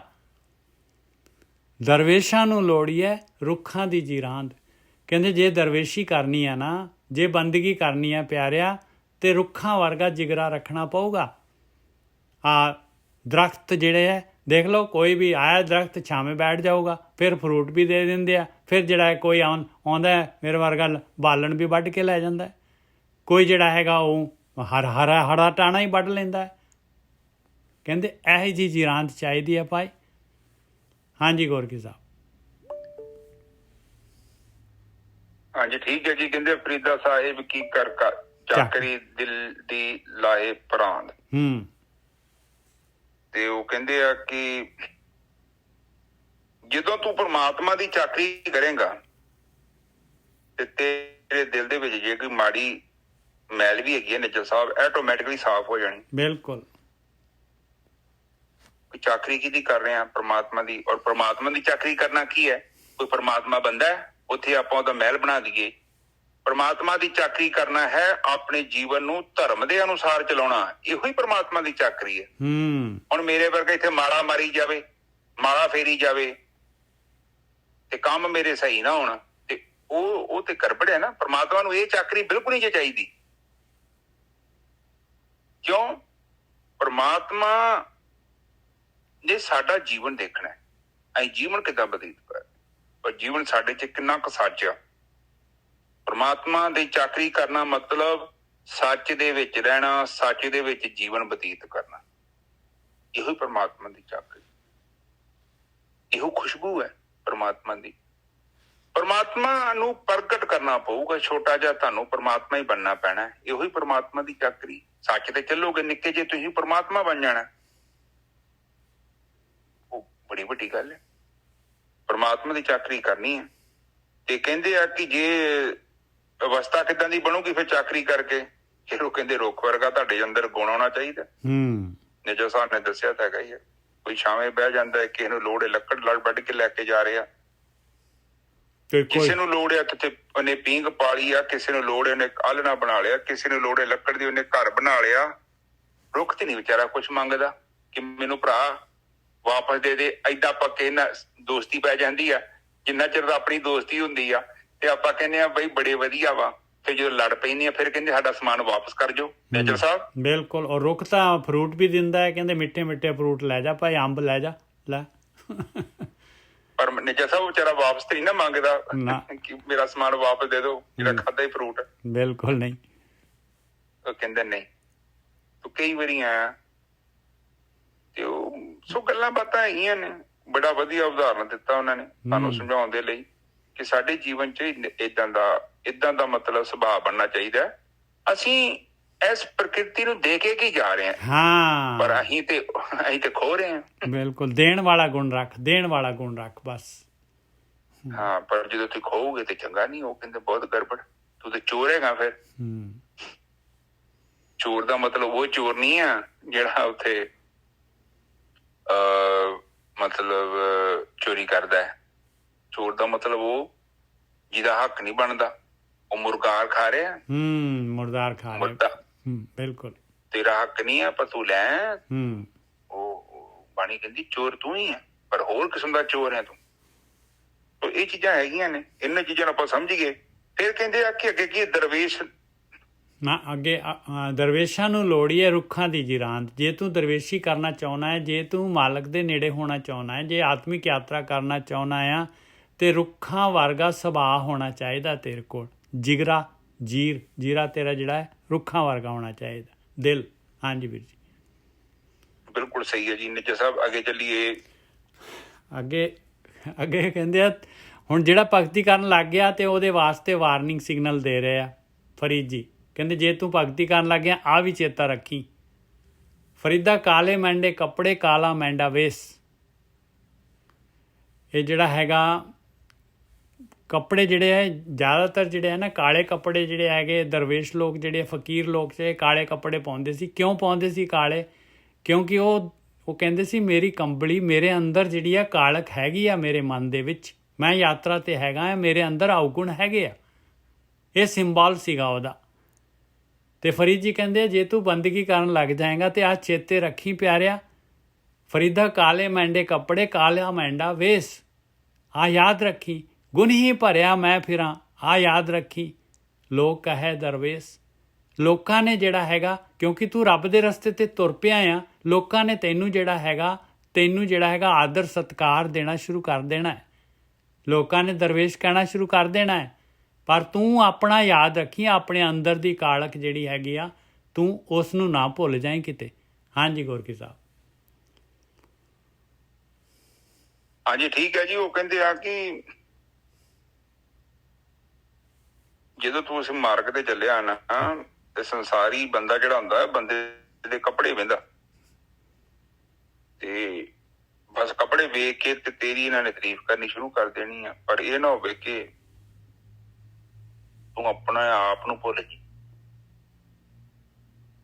ਦੇਖੋ ਆਪਣੇ ਅੰਦਰ ਕਹਿੰਦੇ ਤੇਤੇ ਔਗਣ ਜੇਤਾ ਸਮੁੰਦਰ ਨੀਰ ਭਰਿਆ। ਨਿਜਰ ਸਾਹਿਬ हाँ जेता समुद्र नीर परया तेते अवगुण हमारे, दया करो किछ मेहर उपावो डुबदे पत्थर तारे।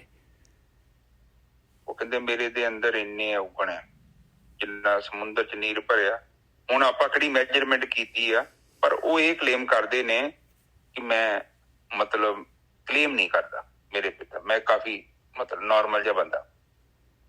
ਫਿਰ ਉਹ ਕਹਿੰਦੇ ਆ ਕਿ ਤੇਰੀ ਮਿਹਰ ਹੋ ਗਈ ਤੇ ਫਿਰ ਡੁੱਬਦੇ ਬਰਥ ਵੀ ਤਰ ਜਾਂਦੇ ਆ। ਇਸੇ ਹੀ ਤਰ੍ਹਾਂ ਤੂੰ ਮੈਨੂੰ ਵੀ ਤਾਰ, ਕਿਉਂਕਿ ਮੇਰਾ ਕਲੇਮ ਨਹੀਂ ਹੈਗਾ। ਹੁਣ ਵੀ ਉਹ ਕਹਿੰਦੇ ਆ ਕਿ ਮੇਰੇ ਜਿਹੜੇ ਕਾਲੇ ਕੱਪੜੇ ਆ ਉਹ ਮਤਲਬ ਮੇਰੇ ਅੰਦਰ ਹੈਗੇ ਆ, ਕਾਲਖ ਹੈਗੀ ਆ। ਕਹਿਣ ਤੋਂ ਭਾਵ ਹੈ ਕਿ ਹੈਗੀ ਨਹੀਂ ਆ, ਪਰ ਉਹ ਆਪਣੇ ਆਪ ਨੂੰ ਨਿਮਰਤਾ ਦੇ ਨਾਲ ਰਿਪਰੈਜ਼ੈਂਟ ਕਰ ਰਹੇ ਆ।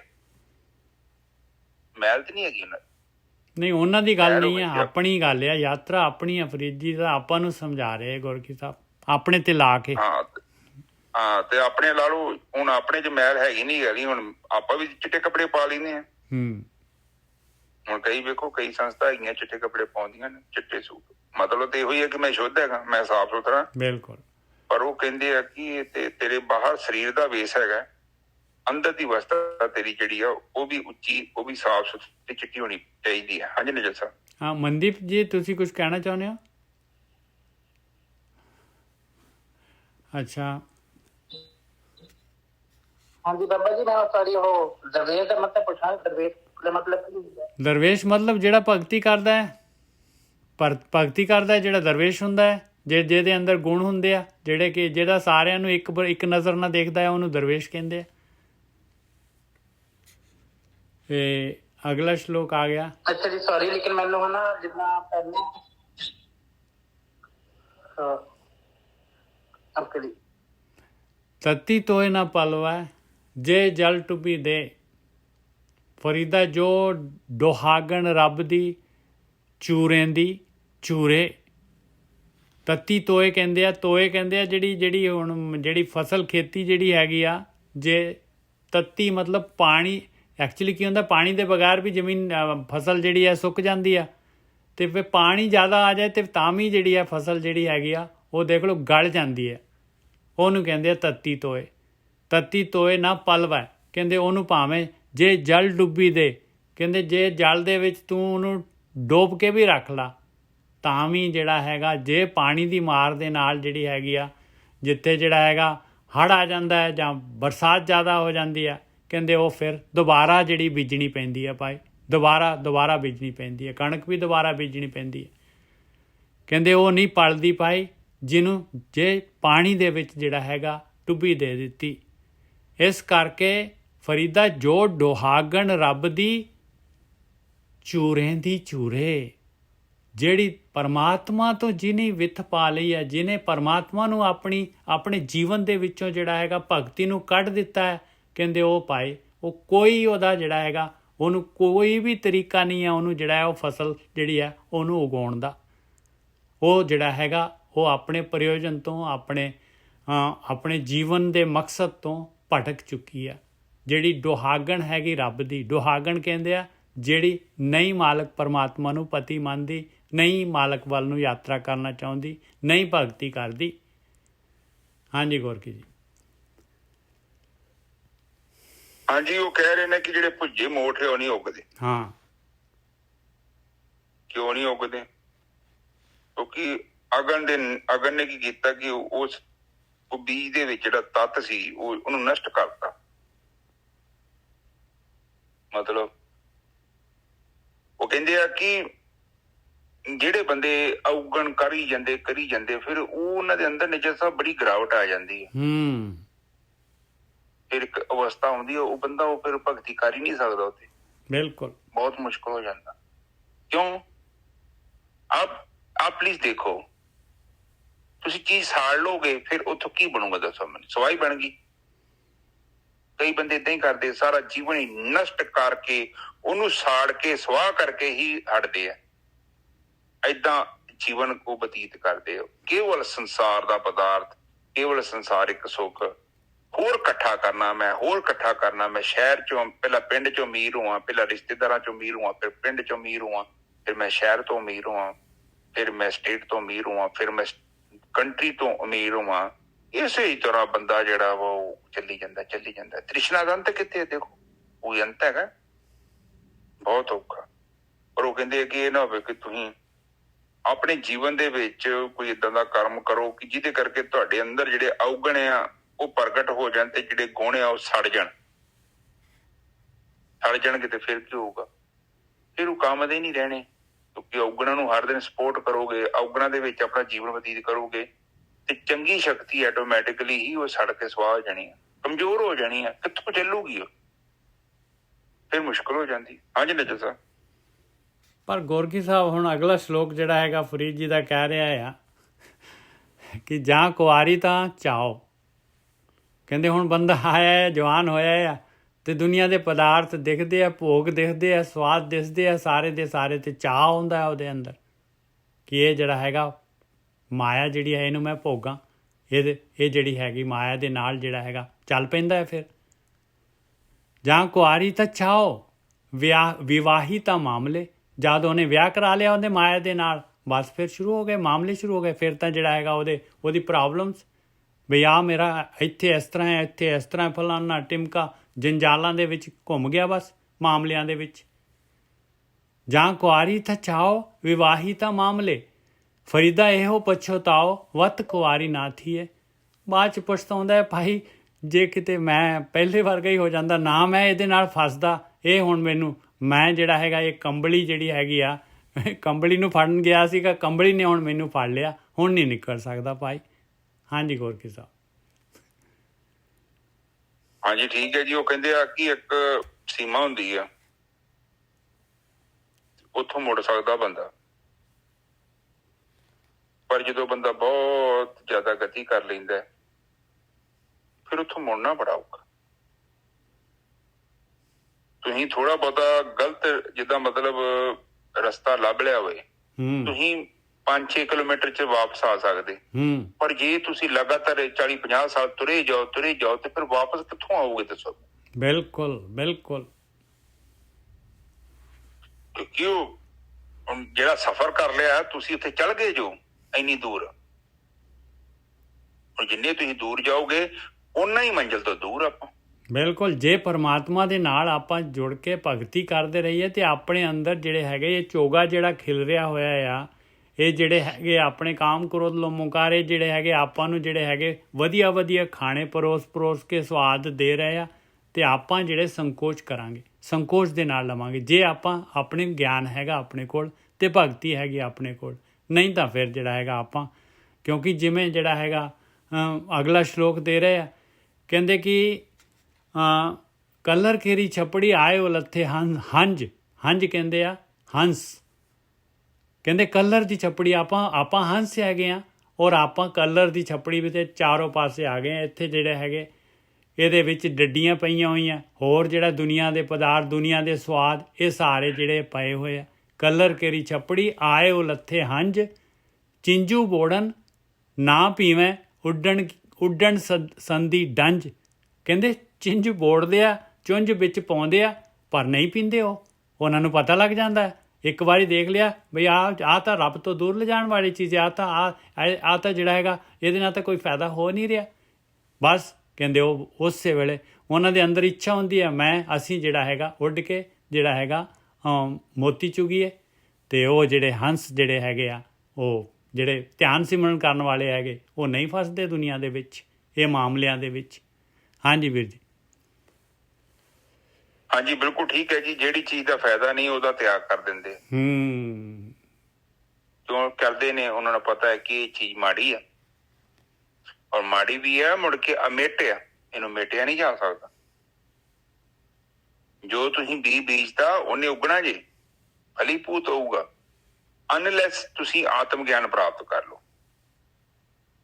ਜਿੰਨਾ ਵੀ ਇਨਸਾਨ ਸਫ਼ਰ ਤੈਅ ਕਰਦਾ ਹੈ ਨਾ, ਇਹ ਸਾਰਾ ਤੁਹਾਡਾ ਅੰਦਰ ਲਿਖਿਆ ਜਾ ਰਿਹਾ, ਤੁਹਾਡੇ ਕਾਰਨ ਸਰੀਰ ਦੇ ਅੰਦਰ। ਜਿੱਦਾਂ ਤੁਸੀਂ ਦੇਖੋ ਨਾ, ਸਾਡਾ ਇੱਕ ਕਰੈਕਟਰ ਸਰਟੀਫਿਕੇਟ ਹੁੰਦਾ ਨਾ, ਉੱਥੇ ਲਿਖਿਆ ਹੁੰਦਾ ਕਿ ਬੰਦੇ ਦਾ ਕਰੈਕਟਰ ਕਿੱਦਾਂ ਦਾ। ਕਰੈਕਟਰ ਖਰਾਬ ਹੋ ਜਾਏ ਤੇ ਫਿਰ ਉੱਥੇ ਖਰਾਬ ਲਿਖ ਦਿੰਦੇ, PCC ਪੁਲਿਸ ਕਲੀਅਰੈਂਸ ਸਰਟੀਫਿਕੇਟ।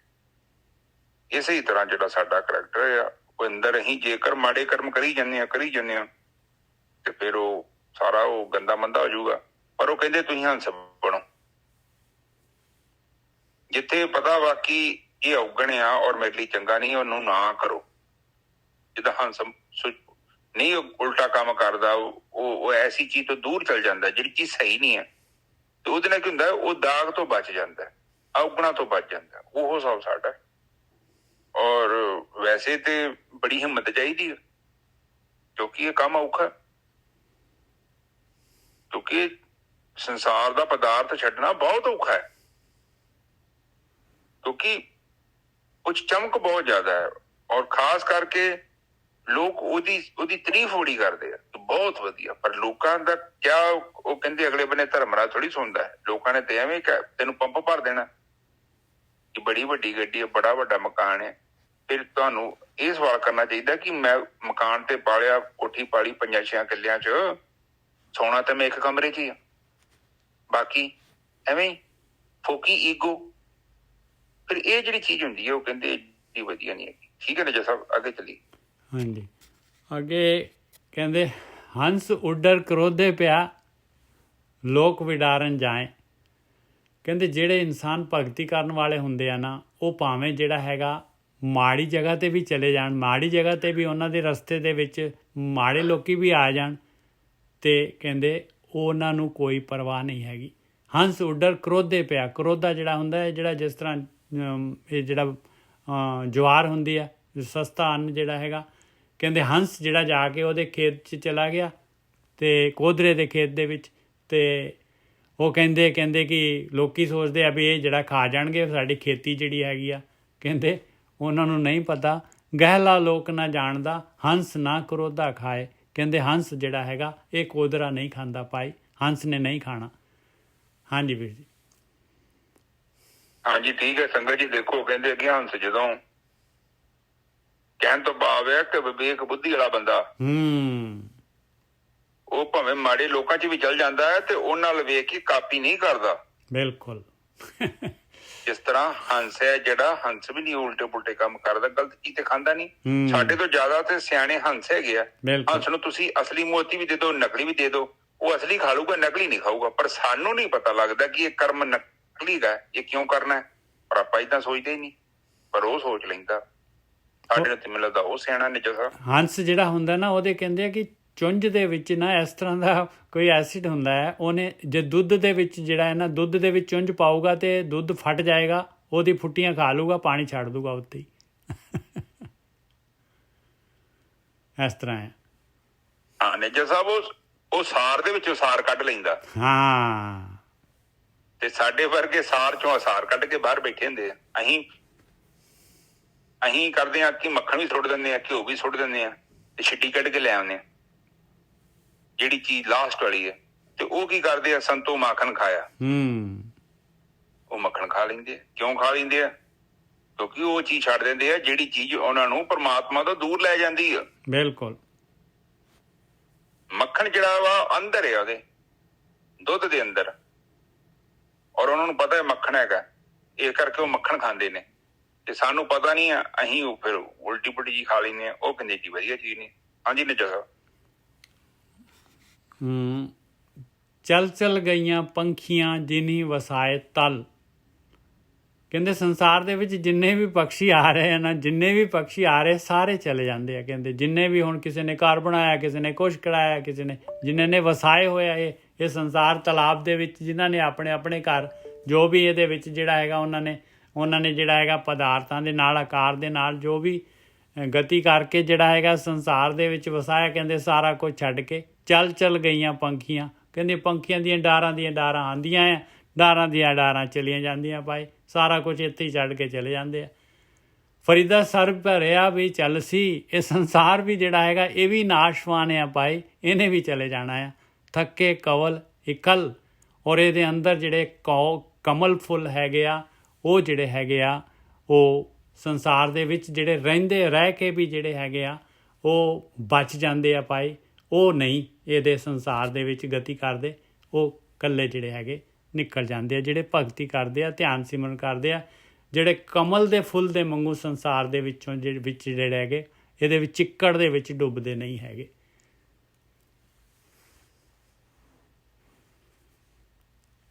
ਹਾਂਜੀ ਨਿੱਜਾ ਸਾਹਿਬ। ਹਾਂਜੀ ਹਾਂਜੀ ਹਾਂਜੀ ਠੀਕ ਹੈ ਜੀ। ਉਹਨਾਂ ਨੇ ਕਿਹਾ ਵਾ ਕਿ ਜਿਹੜਾ ਕਮਲ ਦਾ ਫੁੱਲ ਆ ਉਹ ਰਹਿੰਦਾ ਚਿੱਕੜ ਦੇ ਵਿੱਚ ਹੀ ਆ, ਪਰ ਚਿੱਕੜ ਤੋਂ ਬਹੁਤ ਉੱਪਰ ਰਹਿੰਦਾ।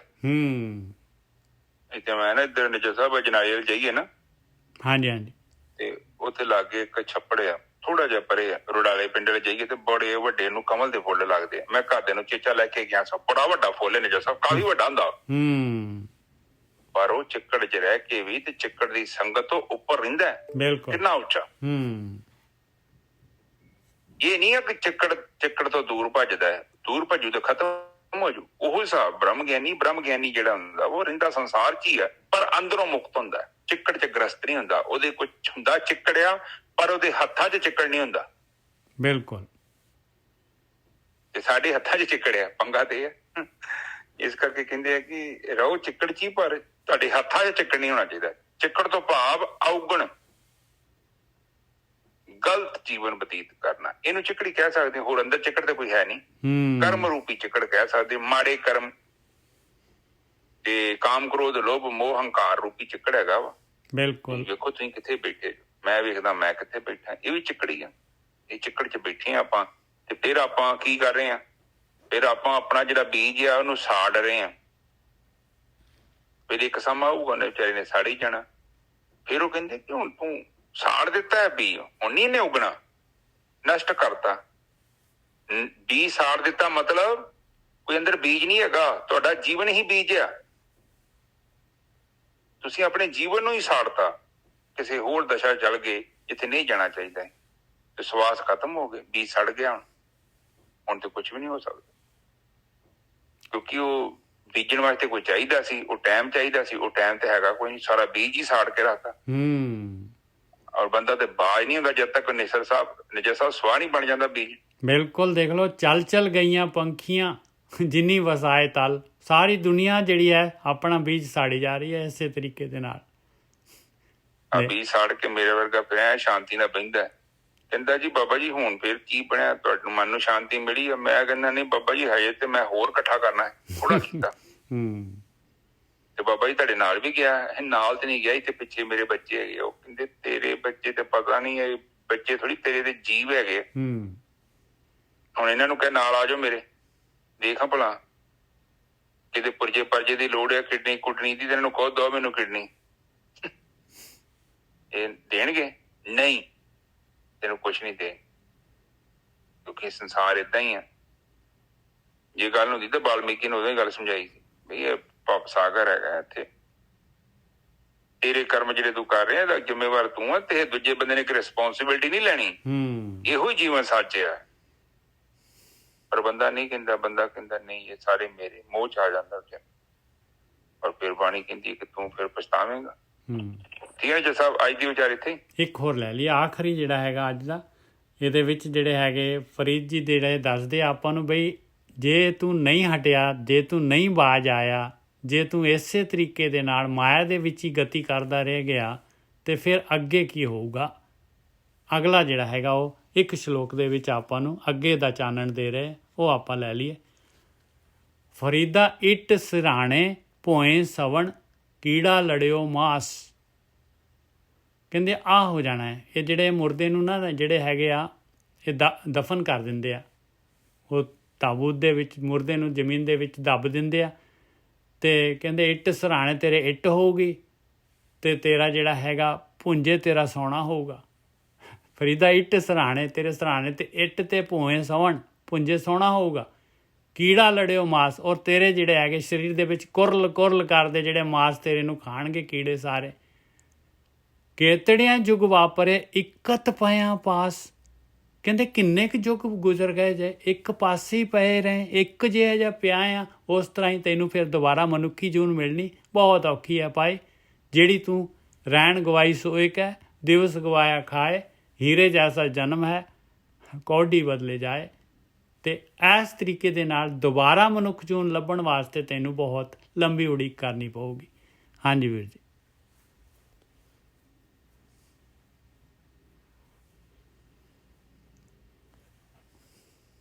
ਹਾਂਜੀ ਠੀਕ ਹੈ ਸੰਗਤ ਜੀ, ਉਹ ਕਹਿੰਦੇ ਆ ਕਿ ਬਈ ਜੀਵਨ ਜਿਹੜਾ ਹੈਗਾ ਨਾ ਬਹੁਤ ਇਹਨੂੰ ਉਠਾਉਣ ਵਾਸਤੇ ਕਿਸੇ ਨੇ ਆਉਣਾ ਨਹੀਂ। ਹਾਂ, ਕਿਉਂਕਿ ਲੋਕ ਤੇ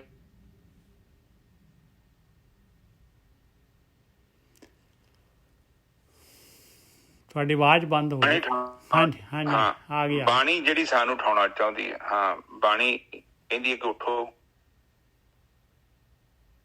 ਕਹਿੰਦੇ ਕਿ ਉੱਠ ਫਰੀਦਾ ਸੁੱਤਿਆ, ਦੁਨੀਆ ਦੇਖਣ ਜਾ, ਜੇ ਕੋਈ ਮਿਲ ਜੇ ਬਖਸ਼ਿਆ ਤੇ ਤੂੰ ਵੀ ਬਖਸ਼ਿਆ ਜਾ। ਫਿਰ ਕਹਿੰਦੇ ਸਿਰ ਉਤਾਰ ਦੋ, ਜੇ ਸੁਬਹ ਨਮਾਜ਼ ਨਾ ਗੁਜ਼ਾਰੇ, ਜਿਹੜਾ ਰੱਬ ਦਾ ਨਾਮ ਨਹੀਂ ਜਪਦਾ, ਕਹਿੰਦਾ ਐਸਾ ਸਿਰ ਵੱਢ ਦੋ। ਉੱਠ ਫਰੀਦਾ ਉਜੂ ਸਾਜ ਸੁਬਹ ਨਿਵਾਜ ਗੁਜ਼ਾਰ, ਜੋ ਸਿਰ ਸਾਈਂ ਨਾ ਨਿਵੈ ਸੋ ਸਿਰ ਕੱਪ ਉਤਾਰ। ਦੇਖ ਲਓ। ਹਾਂ ਉਹ ਕਹਿੰਦੇ ਏਦਾਂ ਦਾ ਜਿਹੜਾ ਤੇਰਾ ਸਿਰ ਹੈ, ਜਿਹੜਾ ਰੱਬ ਦਾ ਨਾਂ ਹੀ ਨਹੀਂ ਲੈਂਦਾ, ਜਿਹਨੇ ਰੱਬ ਨੂੰ ਛੱਡਤਾ, ਮਾਇਆ ਦੇ ਨਾਲ ਦੋਸਤੀ ਪਾਲੀ ਹੈ, ਉਹ ਕਹਿੰਦੇ ਕਿ ਇਹ ਬਹੁਤ ਮਾੜੀ ਚੀਜ਼ ਹੈ। ਇਸ ਬੁੱਧੀ ਦਾ ਜਿਹੜਾ ਤੂੰ ਤਿਆਗ ਕਰ। ਸਿਰ ਦਾ ਮਤਲਬ ਕਿਤੇ ਇਹ ਨਾ ਸੋਚੇ ਕਿਤੇ ਤੁਹਾਡੀ ਧੌਣ ਵੱਢਿਆ ਕੰਮ ਮਸਲਾ ਹੱਲ ਹੋ ਜਾਊਗਾ। ਧੌਣ ਵੱਢਿਆ ਤੇ ਕੁਛ ਵੀ ਨਹੀਂ ਹੋਣਾ, ਉਹ ਤਾਂ ਫਿਰ ਚਾਂਸ ਚਲਾ ਗਿਆ, ਸਿਰ ਉਤਾਰ, ਬਾਰੀ ਗਈ ਆਪਣੀ ਖਤਮ, ਬਾਰੀ ਗਈ ਆਪਣੀ ਖਤਮ ਹੋ ਗਈ। ਹਾਂ ਸਿਰ ਦਾ ਮਤਲਬ ਇੱਥੇ ਬੁੱਧੀ ਹੈ, ਆਪਣੀ ਅਕਲ ਹੈ, ਆਪਣਾ ਗਿਆਨ, ਆਪਣਾ ਪਰਮ। ਠੀਕ ਹੈ ਨੇ ਜੀ ਸਾਹਿਬ, ਅੱਜ ਦੀ ਵਿਚਾਰੇ ਇੱਥੇ ਸਮਾਪਤ। ਬਹੁਤ ਵਧੀਆ ਜੀ, ਬਹੁਤ ਵਧੀਆ। ਹਾਂ ਠੀਕ ਹੈ ਸਾਧ ਸੰਗਤ ਜੀ, ਤੁਸੀਂ ਤੁਰੇ ਜਾਓ ਤੁਰੇ ਜਾਓ, ਤੇ ਜਦੋਂ ਤੁਸੀਂ ਬੰਦਗੀ ਕਰਨੀ ਸ਼ੁਰੂ ਕਰਤੀ, ਪਹਿਲਾਂ ਤੁਹਾਡੇ ਸਵਾਸ ਸ਼ਾਂਤ ਹੋ ਜਾਣੇ ਆ। ਸਵਾਸ ਸ਼ਾਂਤ ਹੋਣ ਦੇ ਨਾਲ ਤੁਹਾਡੇ ਖੂਨ ਦਾ ਦੌਰਾ ਆਪਣੇ ਆਪ ਹੀ ਸਲੋ ਹੋ ਜਾਣਾ। ਰਾਤ ਨੂੰ ਜਦੋਂ ਆਪਾਂ ਸੌਂਦੇ ਹਾਂ ਨਾ, ਵੈਸੇ ਵੀ ਆਪਣੀ ਹਾਰਟ ਬੀਟ, ਆਪਣੀ ਪਲਸ ਜਿਹੜੀ ਡਾਊਨ ਹੋ ਜਾਂਦੀ, ਘਟ ਜਾਂਦੀ। ਫਿਰ ਉਹਦੇ ਨਾਲ ਕੀ ਹੁੰਦਾ ਹੈ ਕਿ ਤੁਹਾਡਾ ਮਨ ਜਿਹੜਾ ਹੈ ਨਾ ਉਹ ਇਕਾਗਰ ਹੋਣ ਡੈ ਪੈਂਦਾ, ਕਿਉਂਕਿ ਖੂਨ ਦਾ ਦੌਰਾ ਘਟ ਗਿਆ, ਸਪਲਾਈ ਘਟ ਗਈ। ਜਿਹਦਾ ਇੱਕ ਮੋਟਰ ਹੈ ਬਹੁਤ ਜ਼ਿਆਦਾ ਹਾਈ ਵੋਲਟੇਜ ਮਿਲੂਗੀ ਤਾਂ ਬਹੁਤ ਜ਼ਿਆਦਾ ਘੁੰਮਦੀ ਆ, ਔਰ ਜਦੋਂ ਉਹਨੂੰ ਵੋਲਟ ਬਹੁਤ ਥੋੜੀ ਮਿਲਦੀ ਆ, ਥੋੜੀ ਚੱਲਦੀ ਹੈ। ਹੁਣ ਜਿੰਨੀ ਕੁ ਆਪਾਂ ਰੈਗੂਲੇਟਰ ਦੇ ਨਾਲ ਪੱਖੇ ਨੂੰ ਛੱਡਦੇ ਨਾ ਸਪਲਾਈ, ਪੱਖਾ ਉਨੀ ਸਪੀਡ ਨਾਲ ਘੁੰਮਦਾ। ਇਸ ਹਿਸਾਬ ਨਾਲ ਤੁਹਾਡੇ ਸਵਾਸ ਜਿਹੜੇ ਆ ਉਹ ਖੂਨ ਦੇ ਦੌਰੇ ਦੇ ਉੱਪਰ ਕੰਟਰੋਲ ਕਰਦੇ ਨੇ। ਆਪਾਂ ਦੇਖਿਆ ਨੀ, ਜਦੋਂ ਆਪਾਂ ਰਨਿੰਗ ਕਰਦੇ ਹਾਂ ਨਾ, ਭੱਜਦੇ ਹਾਂ, ਤਾਂ ਆਪਣਾ ਸਾਹ ਫੁੱਲ ਜਾਂਦਾ। ਸਾਹ ਫੁੱਲਣ ਦਾ ਮਤਲਬ ਇਹੋ ਹੀ ਆ ਕਿ ਲੰਗਸ ਸਾਡੇ ਵੱਧ ਤੋਂ ਵੱਧ ਆਕਸੀਜਨ ਜਿਹੜੀ ਆ ਬਲੱਡ 'ਚ ਇੰਜੈਕਟ ਕਰਦੇ ਖੂਨ ਦੇ ਵਿੱਚ। ਫਿਰ ਖੂਨ ਕੀ ਕਰਦਾ, ਪੂਰੇ ਸਰੀਰ 'ਚ ਆਕਸੀਜਨ ਪੂਰੀ ਕਰਕੇ ਰੱਖਦਾ। ਇਸੇ ਕਰਕੇ ਲੰਮੇ ਸਾਹ ਲੈਂਦੇ ਹਾਂ। ਤੇ ਜਦੋਂ ਸਾਡਾ ਅੰਦਰ ਦਾ ਜਿਹੜੀ ਕਿਰਿਆ ਸਲੋ ਹੋ ਗਈ ਤੇ ਵਿਚਾਰ ਆਪਣੇ ਆਪ ਹੀ ਸਲੋ ਹੋ ਜਾਣੇ। ਇਹ ਤੁਹਾਡੀ ਸਾਧਨਾ ਦੇ ਵਿੱਚ ਤੁਹਾਡੇ ਅੰਦਰ ਅਵਸਥਾ ਬਣੇਗੀ। ਤੋ ਹਮੇਸ਼ਾ ਹੀ ਕੋਸ਼ਿਸ਼ ਕਰਦੇ ਰਹੋ। ਇੱਕ ਨਾ ਇੱਕ ਦਿਨ ਤੁਸੀਂ ਵਿਚਾਰ ਮੰਡਲ ਤੋਂ ਆਪਣੇ ਆਪ ਹੀ ਅੱਗੇ ਲੰਘ ਜਾਣਾ। ਕੋਈ ਔਖਾ ਕੰਮ ਨਹੀਂ ਹੈ। ਇੱਕ ਵਾਰੀ ਤੁਸੀਂ ਪਰਲਾ ਪਾਰ ਵੇਖ ਲਿਆ ਤੇ ਸਮਝ ਲਓ ਕਿ ਹੁਣ ਕੋਈ ਮੁਸ਼ਕਿਲ ਨਹੀਂ। ਫਿਰ ਸਹਿਜੇ ਆਓ ਜਾਓ, ਫਿਰ ਤੁਸੀਂ ਆਰਾਮ ਦੇ ਨਾਲ ਆ ਸਕਦੇ ਤੇ ਰਮਾਨ ਨਾਲ ਹੀ ਜਾ ਸਕਦੇ। ਕੋਈ ਮਸਲਾ ਨਹੀਂ ਹੈਗਾ, ਕੋਈ ਜ਼ਿਆਦਾ ਬਹੁਤੀ ਲੰਮੀ ਚੌੜੀ ਕਹਾਣੀ ਨਹੀਂ ਹੈ। कबीर साहब इसे गल ते कहंदे ने, जब हम होते तब तुम नहीं, जब तुम होते तब हम नहीं। तेरा मेरा इन्ना मतलब क्लोज रिश्ता है। देखो परमात्मा, लोकी कहंदे ना कि तेनों परमात्मा नाल मिलावांगे, आ सारा परमात्मा ही है। परमात्मा तो मतलब अलग नहीं हो सकते, क्योंकि परमात्मा ही है सारा। जिधर मर्जी भज के देख लो, ਪਰ ਲੋਕੀ ਕਹੀ ਜਾਂਦੇ ਤੁਹਾਨੂੰ ਰੱਬ ਨਾਲ ਮਿਲਾਵਾਂਗੇ। ਰੱਬ ਨੂੰ ਕਿੱਥੋਂ ਮਿਲਾ ਦੋਗੇ? ਜਿਹੜੀ ਚੀਜ਼ 'ਚ ਮੈਂ ਆਲਰੇਡੀ ਹੈਗਾ ਉਹਨੂੰ ਜਾਣਨ ਦਾ ਇੱਕੋ ਹੀ ਤਰੀਕਾ ਹੈਗਾ, ਆਪਣੇ ਵਿਚਾਰਾਂ ਨੂੰ ਰੋਕ ਲਓ, ਉਹ ਤੁਹਾਨੂੰ ਗਿਆਨ ਹੋ ਜਾਊਗਾ। ਫਿਰ ਪਤਾ ਲੱਗ ਜਾਊਗਾ ਕਿ ਪ੍ਰਮਾਤਮਾ ਕੀ ਹੈ, ਤੇ ਬਾਣੀ ਕਿਹੜੇ ਪ੍ਰਮਾਤਮਾ ਦੀ ਗੱਲ ਕਰਦੀ ਹੈ ਤੇ ਉਹ ਪ੍ਰਮਾਤਮਾ ਕਿੱਥੇ ਰਹਿੰਦਾ। ਤੁਹਾਡੇ ਵਿਚਾਰਾਂ ਦੇ ਰੁਕਣ ਦੀ ਦੇਰ ਹੈ, ਬਸ ਵਿਚਾਰ ਰੁਕ ਗਏ ਸਭ ਆਪਣੇ ਆਪ ਹੀ ਕਲੀਅਰ ਹੋ ਜਾਏਗਾ। ਫਿਰ ਕੋਈ ਕਨਫਿਊਜ਼ਨ ਨਹੀਂ ਰਹੇਗੀ, ਤੁਹਾਨੂੰ ਗਿਆਨ ਹੋ ਜਾਏਗਾ ਪ੍ਰਮਾਤਮਾ ਕੀ ਹੈ ਤੇ ਕਿੱਥੇ ਬੈਠਾ ਮੈਂ, ਔਰ ਮੇਰੀ ਹੋਂਦ ਕੀ ਹੈ, ਅੰਦਰੋਂ ਮੈਂ ਕਿੱਦਾਂ ਦਾ ਇਨਸਾਨ। ਅੱਜ ਦੀ ਵਿਚਾਰ ਇੱਥੇ ਸਮਾਪਤ। ਹਾਂਜੀ ਵੀਰ। ਏਕ ਓਂਕਾਰ ਸਤਨਾਮ ਕਰਤਾ ਪੁਰਖ ਨਿਰਭਉ ਨਿਰਵੈਰ ਅਕਾਲ ਮੂਰਤ ਅਜੂਨੀ ਸੈਭੰ ਗੁਰ ਪ੍ਰਸਾਦ। ਇਹ ਮੇਰੇ ਪਿਤਾ ਗਰੀਬ ਨਵਾਜ ਬਾਣੀ ਪੜ੍ਹਦਿਆਂ ਵਿਚਾਰ ਕਰਦੇ ਆ, ਬਾਣੀ ਸਰਵਣ ਕਰਦੇ ਅਨੇਕਾਂ ਪ੍ਰਕਾਰ ਦੀਆਂ ਭੁੱਲਾਂ ਤੇ ਗਲਤੀਆਂ ਹੋ ਗਈਆਂ, ਨਿਦਾਨ ਬੱਚੇ ਸਮਝ ਕੇ ਮਾਫ ਕਰੋ। ਅੱਗੇ ਤੋਂ ਸ਼ੁੱਧ ਤੇ ਸਪਸ਼ਟ ਬਾਣੀ ਪੜ੍ਹਨ ਦੀ ਆਗਿਆ ਬਖਸ਼ਣੀ। ਆਈਆਂ ਸੰਗਤਾਂ ਦੀ ਹਾਜ਼ਰੀ ਆਪਣੇ ਦਲ ਤੇ ਪ੍ਰਵਾਨ ਕਰਨੀ ਮੇਰੇ ਮਾਲਿਕ। ਵਾਹਿਗੁਰੂ ਜੀ ਕਾ ਖਾਲਸਾ, ਵਾਹਿਗੁਰੂ ਜੀ ਕੀ ਫਤਿਹ। ਵਾਹਿਗੁਰੂ ਵਾਹਿਗੁਰੂ ਵਾਹਿਗੁਰੂ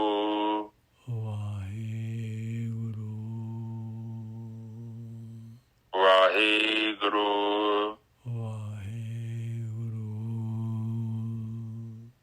ਵਾਹਿਗੁਰੂ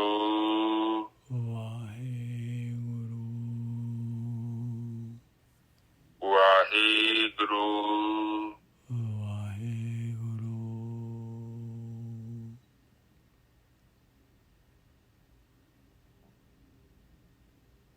ਵਾਹਿਗੁਰੂ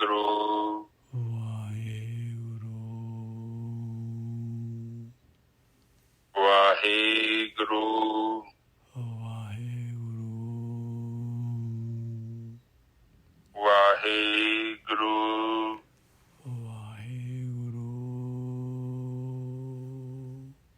ਵਾਹਿਗੁਰੂ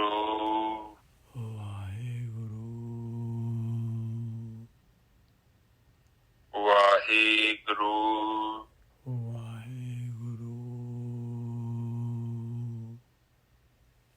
ਵਾਹਿਗੁਰੂ ਵਾਹਿਗੁਰੂ ਵਾਹਿਗੁਰੂ ਵਾਹਿਗੁਰੂ